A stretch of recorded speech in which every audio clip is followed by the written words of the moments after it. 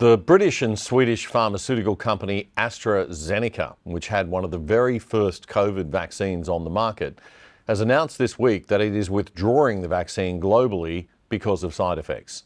The company is facing a class action lawsuit in the UK brought by around 50 people who suffered blood clots and a condition known as TTS. This was the vaccine that Scott Morrison's government decided to buy truckloads of.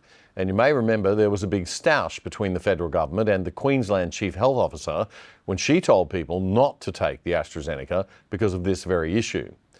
Australia's drug regulator, the TGA, completely discontinued use of the AZ vaccine in April last year. It is not an mRNA vaccine. The TGA gave the vaccine provisional approval for use in Australia for people over 18 years old back in February 2021. And then they backed it again a year later for booster shots. Then the two mRNA vaccines, Pfizer and Moderna, became the main ones recommended, and people shifted away from the AstraZeneca one. ATAGI, the vaccine authority in Australia, told the country back in 2021 that people over 60 should avoid taking the AstraZeneca vax. AstraZeneca's withdrawal was worldwide news this week. The vaccine can no longer be used in the European Union after the company voluntarily withdrew its marketing authorization. The withdrawal comes months after AstraZeneca admitted a very rare and dangerous side effect causing blood clots and low platelet counts. Studies showed that about 30 people in a million over the age of 50 would get a fatal blood clot from taking the vaccine, and about 18 in a million under the age of 50 would die. While that's a terrible statistic if you're one of the unlucky ones, it's actually not bad odds compared to a lot of medicines we have to take in emergencies in life. And pro-vaccine people would say that that's a lot better than the odds of dying from COVID. And that's all fine and well and good. All medicine has side effects. All medical decisions are a complex balance of risks. But the issue here is that we had government telling people to get the shots, or else they couldn't leave the country, or come into the country, or see dying relatives interstate, or keep their jobs, their livelihoods. And that is just disgusting. That can never be allowed to happen again. You want to weigh up the risks for yourself and take a brand new vaccine that has 1 in 33,000 chance of killing you?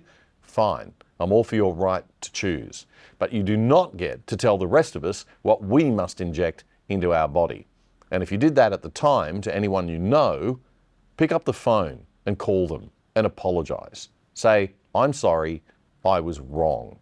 Because just as it's wrong for people to shame you for wanting to take that risk and have the vaccine, you should be able to take a reasonably safe vaccine if you choose to. Nobody had the right to tell anyone that they had to take the vaccine. By the way, some of the people on the other side were just as bad, shaming people for taking the vaccine. That's not right either. It's a risk that we get to choose for ourselves whether we want to take. It's the responsibility of the government and the company to inform us fully of the risks as best they know, or get sued. But the mandate was simply 100% pure and simple wrong. I've said all along that it's about choice. I personally think Donald Trump did the right thing pushing pharmaceutical companies to deliver a vaccine quickly. I think Operation Warp Speed to get rid of red tape and government obstructions and get vaccines to market fast was good. I think a lot of the work done by pharmaceutical companies to create the vaccines was amazing. Hooray for the profit motive under careful safety regulations.